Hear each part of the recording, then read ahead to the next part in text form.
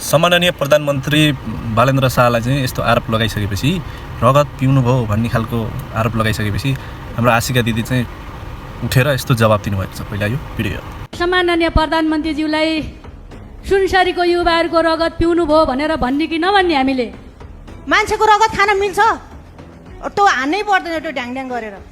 पूर्व सांसदज्यूले जुन एउटा शब्द बोल्नु भएको छ, जुन मान्छेको रगत पिउने भन्नुभएको छ, यो चाहिँ एकदमै अपमानजनक, आपत्तिजनक, यो एकदम शिष्टता विरुद्ध अनि तपाईँको यो नैतिक नभएको, पतन भएको यो शब्द बोल्नु भएको छ।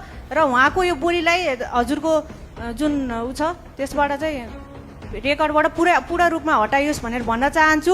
यो भ्याम्पायरले रगत खाने जस्तो चाहिँ यस्तो शब्द नि बोल्न पाइन्छ? मान्छेको रगत खान मिल्छ?